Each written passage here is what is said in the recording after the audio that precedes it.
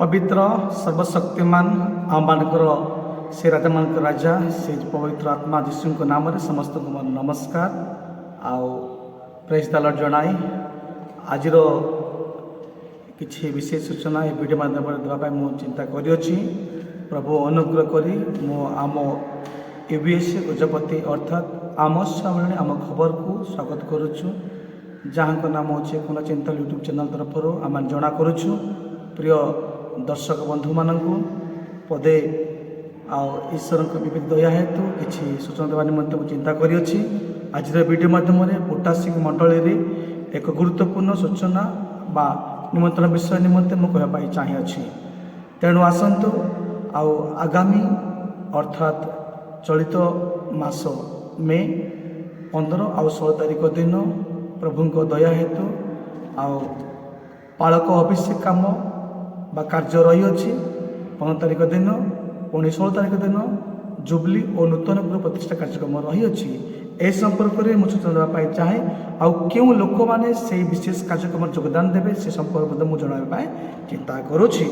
ଆସନ୍ତୁ ଆଗାମୀ 15 ତାରିଖ ଦିନ ଯେଉଁ ନୂତନ ପାଳକ ଅଭିଷେକ ହେବାକୁ ଯାଉଛି ସେଥିରେ କେବଳ ମଣ୍ଡଳୀ ସମ୍ମିଳନୀର କାର୍ଯ୍ୟସାଧକ ଆଉ କର୍ମକର୍ତ୍ତାଗଣମାନେ ହିଁ ଯୋଗଦାନ ଦେବା ପାଇଁ ଆଉ ମଣ୍ଡଳୀ ପକ୍ଷରୁ ସ୍ଥିର କରାଯାଇଛି। ଏଥିପାଇଁ ଜଣା କରୁଛୁ ଆଉ ବିଶେଷ କରିକି ମେ 15 ତାରିଖ ଦିନ ଆପଣମାନେ ପୁଟାସିଂ ମଣ୍ଡଳୀରେ କେବଳ କାର୍ଯ୍ୟସାଧକ କର୍ମକର୍ତ୍ତାଗଣ ହିଁ ଉପସ୍ଥିତ ଦେବା ନିମନ୍ତେ ମନୋଯୋଗୀ ହେବେ।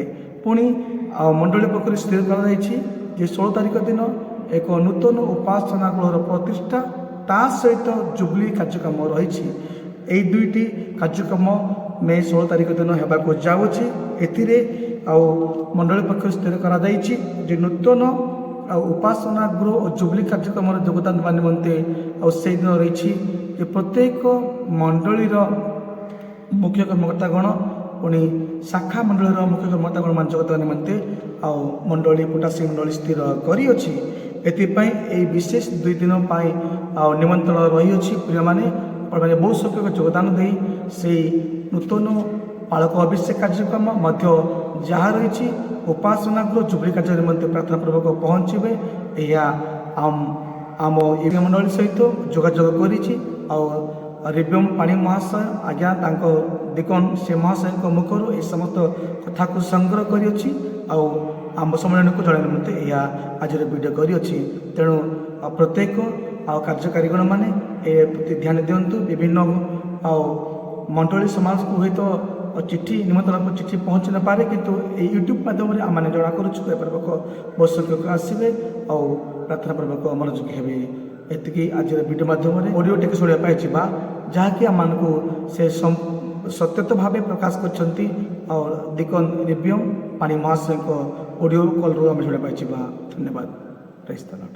ହଁ, ସମ୍ମିଳନୀର ପ୍ରତ୍ୟେକ କାର୍ଯ୍ୟସାଧକ ଗଣ 15 ତାରିଖରେ ହେବାକୁ ଥିବା ଆଉ ପାଳକ ଅଭିଷେକ କାର୍ଯ୍ୟରେ ଯୋଗ ଦେବେ ଓ 16 ତାରିଖରେ ହେବାକୁ ଥିବା ଉପାସନା ଗୃହ ଉତ୍ସର୍ଗ ଓ 50 ବର୍ଷର ଜୁବିଲିରେ ପ୍ରତ୍ୟେକ ମଣ୍ଡଳୀର ଶାଖା ମଣ୍ଡଳୀର ମୁଖ୍ୟ କର୍ମକର୍ତ୍ତା ମାନେ ସମସ୍ତେ ଯିବେ।